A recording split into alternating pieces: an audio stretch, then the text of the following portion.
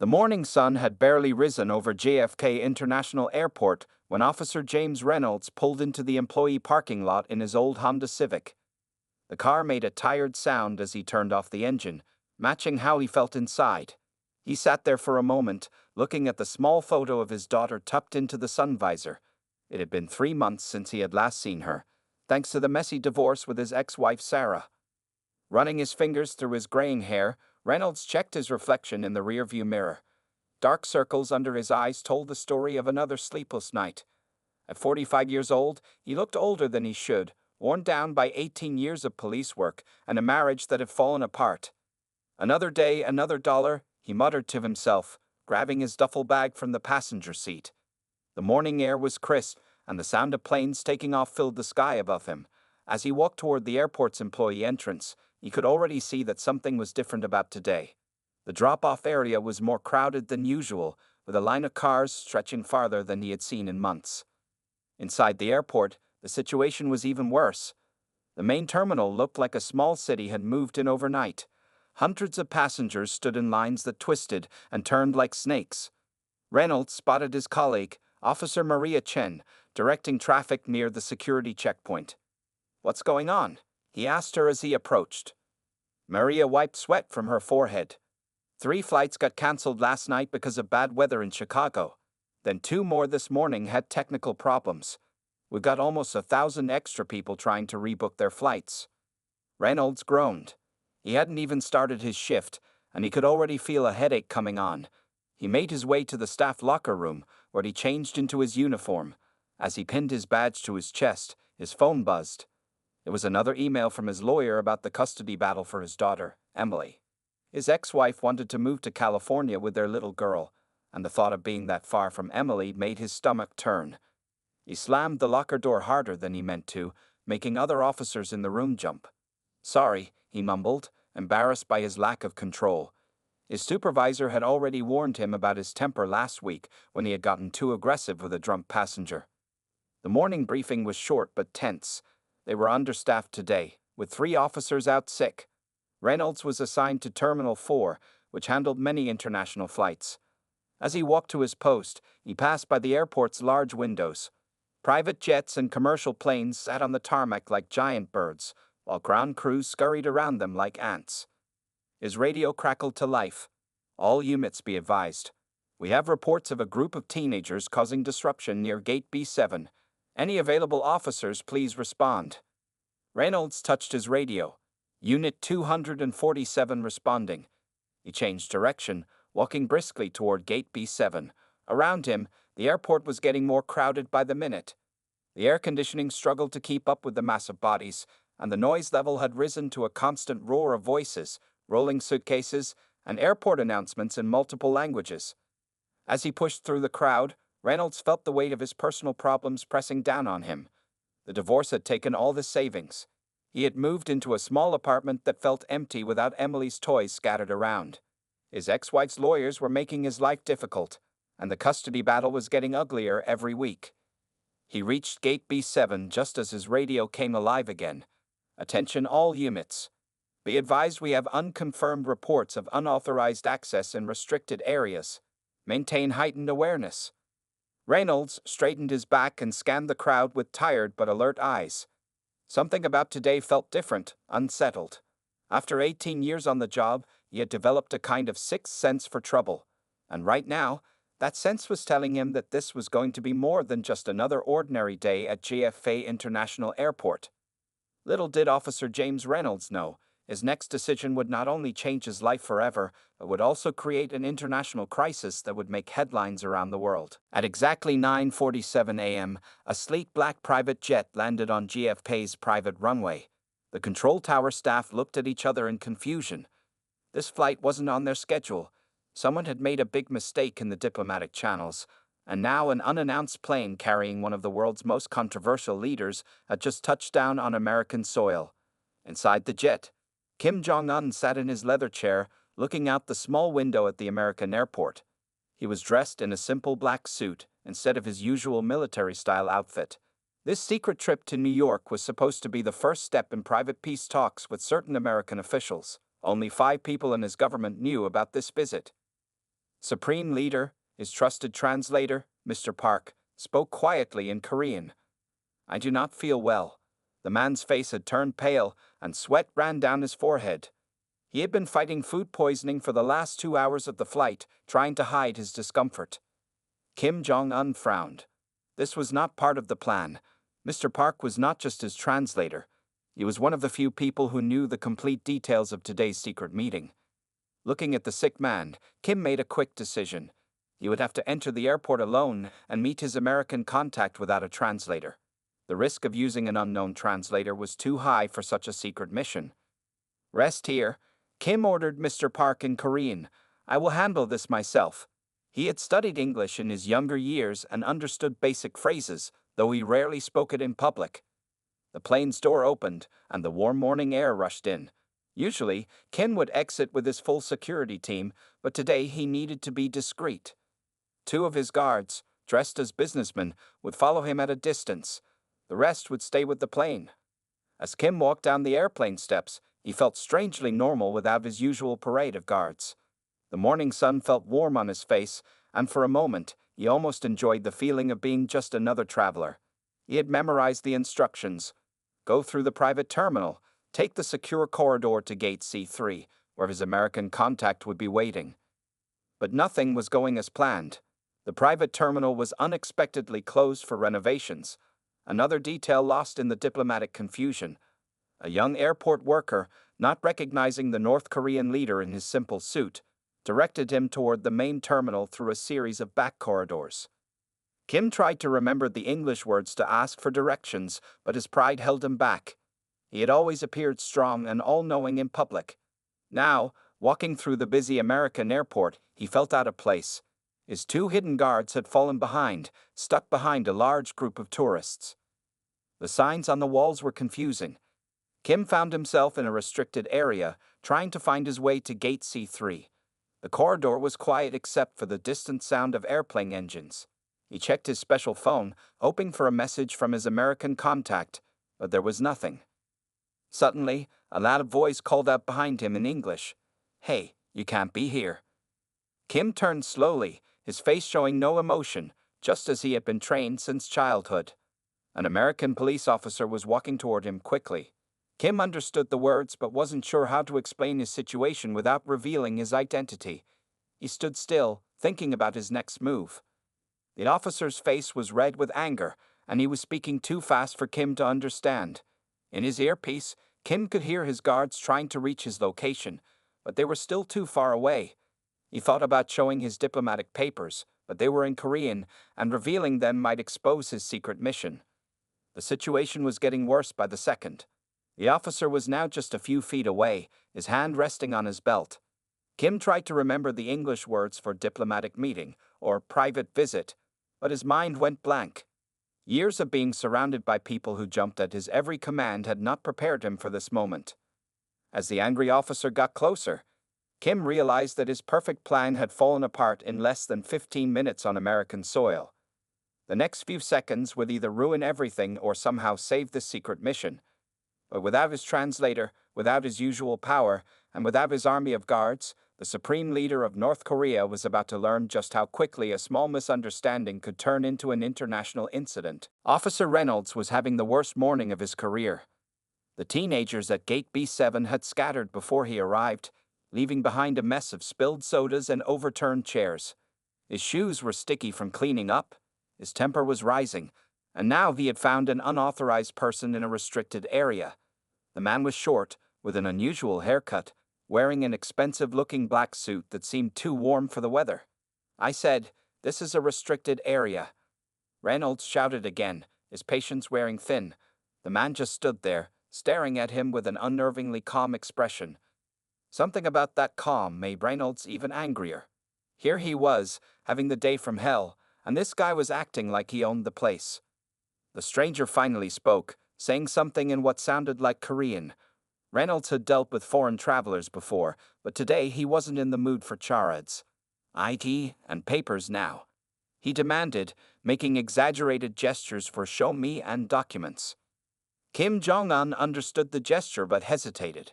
His diplomatic papers were hidden in a secret pocket, but showing them would expose his identity. He tried to remember the English words he had learned years ago. Meeting. Important. He managed to say, pointing toward gate C3. Reynolds stepped closer, his face red with frustration. The response made no sense to him. In his earpiece, he could hear reports of more disturbances in other terminals. The whole airport felt like it was descending into chaos, and now this stubborn man was refusing to comply with simple instructions. "Sir, this is your last warning," Reynolds said slowly and loudly, as if volume would break through the language barrier. "Show me your ID, or you're coming with me to security." He reached for the man's arm, intending to escort him to the security office. Kim instinctively pulled away from the officer's grip. In North Korea, no one dared to touch him without permission. He took a step back and raised his hand in a stopping gesture, saying something sharply in Korean. His face showed the first signs of anger. For Officer Reynolds, that raised hand was the last straw. His training kicked in, but it was clouded by stress, lack of sleep, and the morning's frustrations. The man's resistance and what looked like an aggressive gesture triggered his worst instincts. In a split second, years of professional training gave way to raw emotion. Reynolds threw a punch. Time seemed to slow down. His fist connected with Kim Jong-un's jaw with a solid thud. The North Korean leader's head snapped back, his eyes wide with shock. For perhaps the first time in his adult life, someone had struck him. The supreme leader of North Korea stumbled backward, catching himself against the wall. The sound of running feet filled the corridor. Reynolds had just enough time to feel the first wave of regret when suddenly the air was filled with shouts in Korean and English. Men in suits seemed to appear from nowhere, weapons drawn. Two grabbed Reynolds, slamming him face first into the wall. Others formed a protective circle around Kim, who was touching his jaw with an expression of disbelief. A tall Korean man in a gray suit brushed forward, speaking rapidly in Korean to Kim. Then he turned to Reynolds, his face pale with horror. "Do you have any idea what you've done?" he asked in perfect English. "You just assaulted the supreme leader of North Korea." Reynolds felt his stomach drop. The words hit him harder than any punch could have.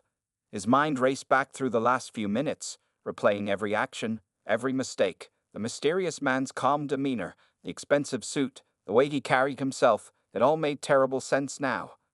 More security personnel were flooding the corridor.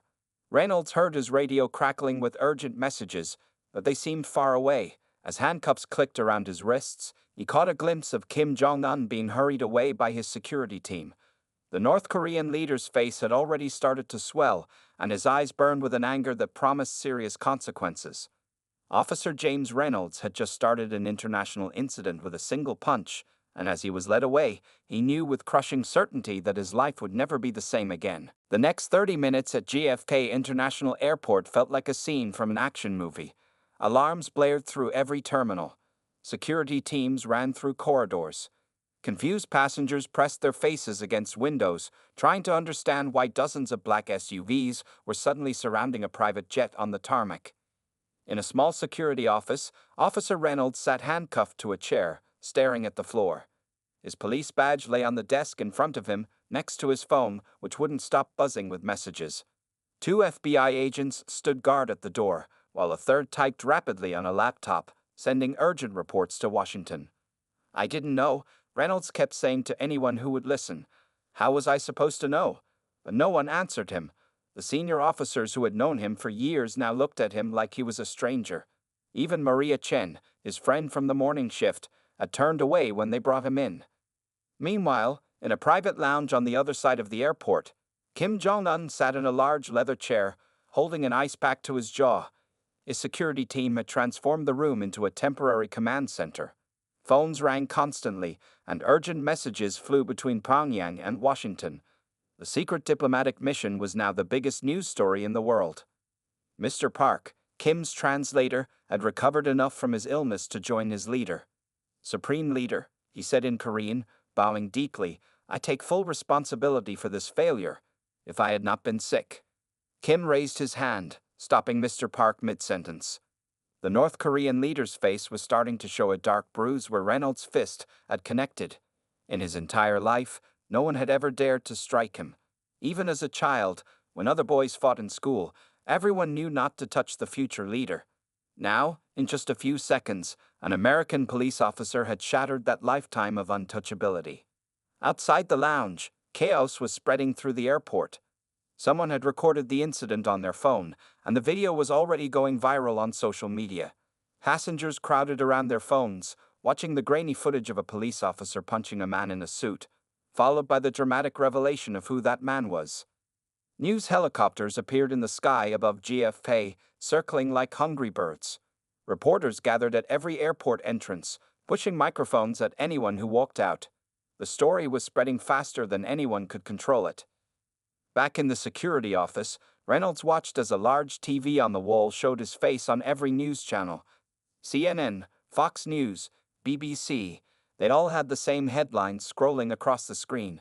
American police officer assaults North Korean leader and international crisis at JFK Airport.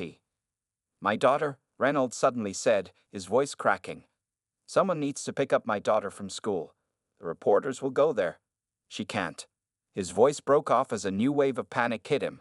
9-year-old Emily would be finishing school in a few hours, completely unaware that her father had just become the center of an international incident. The FBI agent with the laptop looked up. For the first time since this started, someone showed Reynolds a bit of sympathy. "We'll take care of it," the agent said quietly. "We'd already sent people to protect your family." Protect. The word hit Reynolds hard. His family needed protection because of what he'd done, because he had lost his temper, because he had thrown a punch without thinking. A new group of people entered the security office. They wore expensive suits and carried diplomatic credentials. One of them, a tired-looking woman in her 50s, walked straight to Reynolds. "I'm from the State Department," she said, her voice tense. "And you, Officer Reynolds, have just created the biggest diplomatic crisis this country has faced in years." She paused, looking at her phone as another message came in. Her face got even more serious. "North Korea has just released an official statement. They're calling this an act of war." She turned back to Reynolds, who felt the room spinning around him. "The next 24 hours will determine whether we can prevent this incident from escalating into something much, much worse."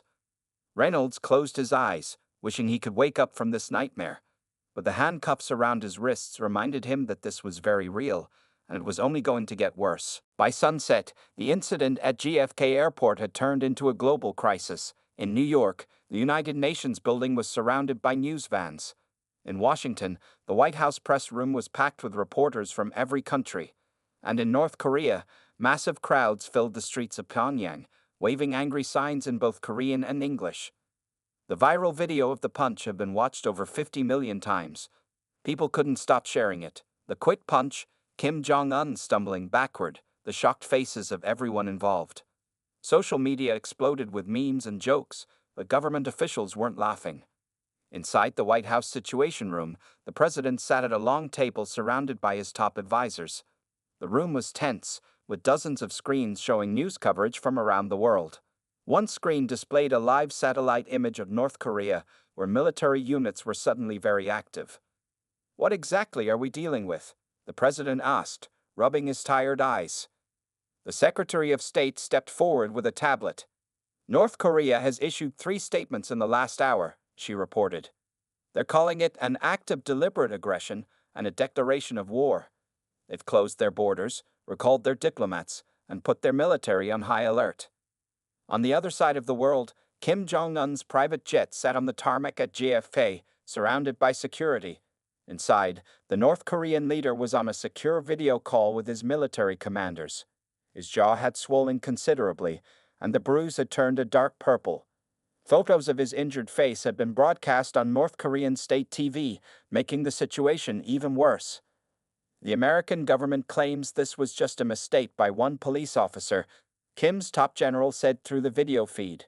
"They said he didn't recognize you. But our people are angry, Supreme Leader. They demand action." Kim touched his swollen jaw carefully. Part of him knew this could be used to North Korea's advantage, but his pride had been hurt more than his face. In his country, he was treated like a god.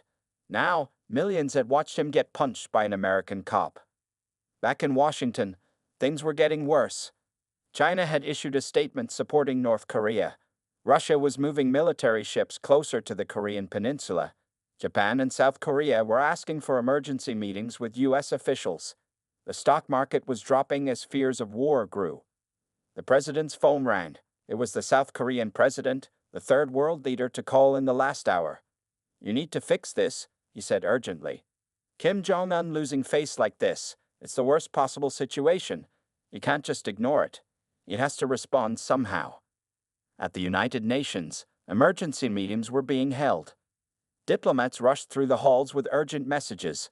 Countries that normally didn't talk to each other were suddenly in deep discussion. Everyone had the same fear. Could one punch really start a war? Social media wasn't helping. Hashtag World War III was trending on Twitter. TikTok was full of videos analyzing the punch from every angle. Some people made jokes, others panicked and posted about building bunkers. Fake news spread quickly, with false reports of military movements and secret attacks. The situation got even more tense when North Korean state TV released a new video. It showed massive military parades in Pyongyang, with soldiers marching and missiles being driven through the streets. The message was clear: North Korea was ready for war. In the White House Situation Room, a young aide rushed in with new satellite photos. They showed North Korean missile launchers being moved out of their storage bunkers. Everyone in the room fell silent. The president stood up, looking at all the chaos unfolding on the screens around him. "Get me someone who can talk to Kim Jong-un directly," he ordered. "And find out everything you can about this police officer. His background, his family, everything.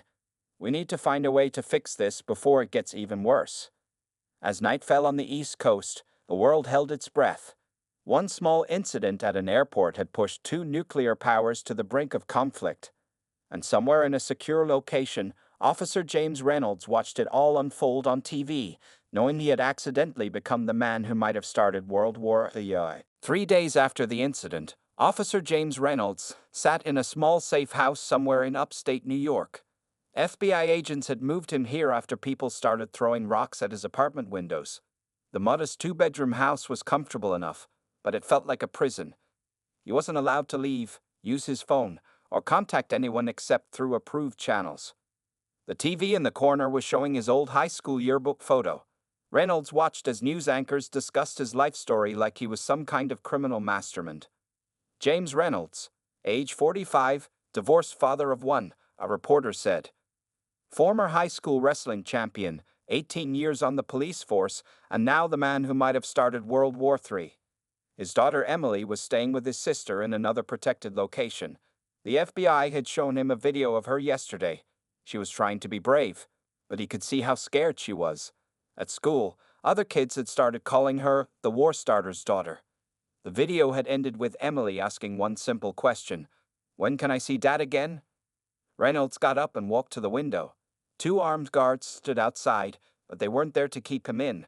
They were there to protect him from the angry protesters who kept trying to find him. His inbox was full of death threats. Some people called him a traitor, others called him a hero. A few crazy people even wanted him to run for president. "Mr. Reynolds," a voice called from behind him. A young government lawyer named Sarah Chen had arrived for their daily meeting. She carried a thick folder and looked tired. "We need to talk about the charges." Reynolds sat back down, feeling sick to his stomach. The list of charges against him seemed to grow every day: assault, diplomatic violations, reckless endangerment. The words all blurred together. Some politicians wanted him arrested for treason. Others said he should be sent to North Korea to face charges there. "Your union lawyer quit this morning," Sarah said, opening her folder. "He said it's too high profile, but we found someone else who's willing to take your case." She paused, looking at her notes. "The good news is that the security video proves you didn't know who he was. The bad news is, well, everything else." Reynolds nodded silently. His whole career, all his years of service, reduced to one terrible moment. The department had fired him immediately. His pension was gone. His savings were being eaten up by legal fees. Even if he somehow avoided jail time, his life as he knew it was over. The TV switched to footage from North Korea. Millions of people were marching through Pyongyang, carrying pictures of Kim Jong-un's bruised face. Signs in English read, punish the criminal reanoldias, and justice for our supreme leader. Your ex-wife's lawyers called again, Sarah continued. They're using this incident to push for full custody of Emily. They're saying your anger issues make you an unfit father. That was the thing that finally broke him. Reynolds put his head in his hands and started crying. All the stress, fear, and guilt of the past 3 days came pouring out. Sarah awkwardly patted his shoulder, then handed him a tissue. Look, she said kindly, it's not all bad news. Some people actually support what you did. There's a GoFundMe page for your legal defense that's raised over $2 million. Hashtag Team Reynolds is trending on Twitter, and you got marriage proposals coming in from all over the country. Reynolds laughed bitterly through his tears. Great, I can get married again if I'm not in prison or dead from nuclear war. Sarah was about to respond when her phone buzzed. She looked at it and her eyes went wide. The White House just called. They want to talk to you directly. Something about a possible solution. She started gathering her papers quickly. A car will be here in 20 minutes to pick you up. Reynolds stood up, his legs shaking slightly. First a police officer, then an international incident, and now he was heading to the White House. As he went to change his clothes, he wondered what else this nightmare had in store for him. At least it couldn't get any worse, or could it? The Oval Office was quieter than Reynolds had expected. He sat nervously on an expensive couch, surrounded by the most powerful people in America. The president stood by his desk, reading messages on a secure tablet. The Secretary of State paced back and forth, talking quietly on a phone. Everyone was waiting for one important call. Finally, a red phone on the president's desk rang. The room fell silent as he answered it. Mr. Kim, the president said carefully, "Thank you for taking my call." On a large screen on the wall, Kim Jong-un's face appeared. His bruise had turned a yellowish-green color. Mr. Park, now recovered from his illness, stood beside him to translate. Reynolds tried to make himself smaller on the couch, but Kim's eyes found him immediately. The North Korean people demand justice, Kim said through his translator. His voice was calm but firm. This insult cannot go unanswered. The president nodded. We understand. That's why we developed a proposal we think might satisfy both sides. He gestured to his advisors, who started passing out documents to everyone in the room. The plan was unusual. Officer Reynolds would travel to North Korea. He would make a public apology in front of the Korean people. In return, North Korea would receive certain trade benefits they had been wanting for years. It was a way for both countries to save face. Reynolds looked at the document in his hands, his mouth dry. I have to go to North Korea. The thought terrified him. He had seen the angry crowds on TV, the burning effigies of himself. What if they arrest me as soon as I land? The Secretary of State stepped forward. We've negotiated very specific terms. You'll have diplomatic immunity. The visit will last exactly 6 hours. Everything will be televised live to prevent any mishaps. She looked at him seriously. Mr. Reynolds, this might be our only chance to prevent a war. On the screen, Kim Jong-un was reading the same proposal. His face showed no emotion, but his eyes moved quickly over the pages. Mr. Park whispered additional explanations in Korean. The minutes ticked by in tense silence. Reynolds thought about Emily, about the protesters outside his house, about the possibility of war. Finally, he spoke up. I'll do it, he said quietly. I'll go to North Korea. Kim looked up from the proposal. Through his translator, he said, the policeman agrees so quickly. Why? Reynolds stood up, his legs shaking slightly. Looking directly at the screen, he said, because I have a daughter. Because I made a mistake, and because I don't want my daughter to grow up in a world that went to war because of that mistake. For the first time since the incident, something changed in Kim's expression. He asked a question in Korean, and Mr. Park translated. Your daughter? How old? 9, Reynolds answered. Her name is Emily. Kim was quiet for a moment. Then he said something that made Mr. Park's eyes widen in surprise. The translator carefully repeated Kim's words. I accept the proposal, but with one addition. When Officer Reynolds comes to Pyongyang, you'll bring his daughter. My own father took me to diplomatic events at her age. It taught me important lessons about leadership and responsibility. The American officials looked at each other in shock. This was completely unexpected. Reynolds started to protest.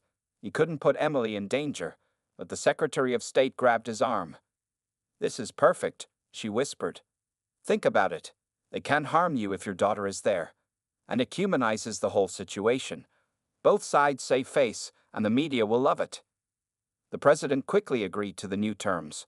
Within minutes, officials on both sides were working out the details. Guards, translators, security protocols. Everything had to be perfect. As Reynolds left the Oval Office that evening, his mind was spinning. In just 3 days, he would be flying to North Korea with his daughter. From police officer to international criminal to diplomatic envoy, his life had become stranger than any movie. That night, as he was driven back to the safe house, Reynolds practiced what he would say to Emily. How do you tell a 9-year-old girl that she's going to meet the man her father punched, and that meeting might be the only thing preventing a war? The Great Hall in Pyongyang was packed with people and cameras. Huge red banners hung from the ceiling, and important-looking officials filled the front rows. James Reynolds stood at the podium, wearing a new suit provided by the State Department. His daughter Emily sat in the front row, looking tiny in her blue dress next to the American diplomats protecting her. This was the moment the whole world had been waiting for. Every major TV network was broadcasting live. Social media had crashed twice already from people trying to watch the stream. Even the protests had stopped as everyone waited to see what would happen. Reynolds looked down at his prepared speech, his hands shaking slightly. But before he could start speaking, something unexpected happened. Kim Jong-un raised his hand, stopping the proceedings. Through Mr. Park, he said something that surprised everyone.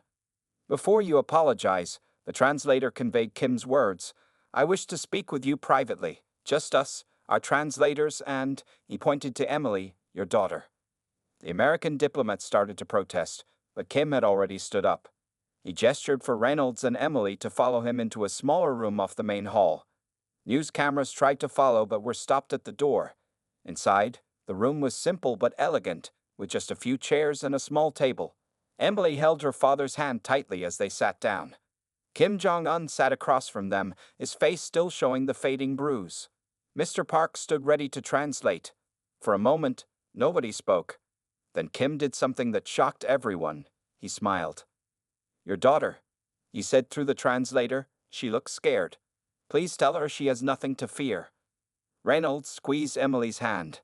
"It's okay, honey," he whispered. "We're just going to talk." Kim leaned forward in his chair. "Mr. Reynolds, do you know why I wanted your daughter to come today?" When Reynolds shook his head, Kim continued. "Because children see truth that adults often miss. Emily, what did you think when you saw the video of your father punching me?" Emily looked up at her dad, then at Kim. In a small voice, she said, "I thought everybody made mistakes. Dad always tells me that what matters is how you fix them." Mr. Park translated this, and for a moment, Kim Jong-un looked genuinely surprised. He asked another question, "And what do you think should happen now?" Emily thought for a moment. I think you both probably wish that day never happened. And maybe you could be friends instead of being angry." When these words were translated, something remarkable happened. Kim Jong-un laughed. Not an angry laugh, but a genuine one. He said something long in Korean, and Mr. Park carefully translated. "Your daughter is wise beyond her years, Mr. Reynolds. She is right. This incident has been educational for me. In my country, no one has dared to touch me since I was a child. Perhaps I needed to remember what it feels like to be treated like an ordinary person." Reynolds couldn't believe what he was hearing. Kim continued, "I have decided to turn this unfortunate incident into something positive. Today, you will still apologize. The world expects it. But afterward, I will announce new diplomatic talks with America. We will use this moment to build bridges, not start wars." Tears formed in Reynolds' eyes. "Thank you," he said quietly. "I'm so sorry for what happened. I really didn't know." Kim held up his hand, stopping him. "Save it for the cameras," he said through the translator, smiling slightly. "But know this, your punch may have done what years of diplomacy could not. Sometimes it takes a mistake to create an opportunity." They returned to the Great Hall, where Reynolds gave his prepared apology, but it didn't feel forced anymore. When he finished, Kim Jong-un stood up and shocked the world by walking over and shaking his hand. Cameras flashed frantically as the two men smiled at each other. Later that night, on the flight back to America, Emily fell asleep with her head on her father's shoulder. Reynolds looked out the airplane window at the lights below, thinking about how differently things had turned out. He had lost his job and his old life, but somehow he had helped create peace instead of war. His phone buzzed with a message. It was from the State Department. They wanted him to consider a new job in diplomatic relations. Reynolds smiled, looking at his sleeping daughter.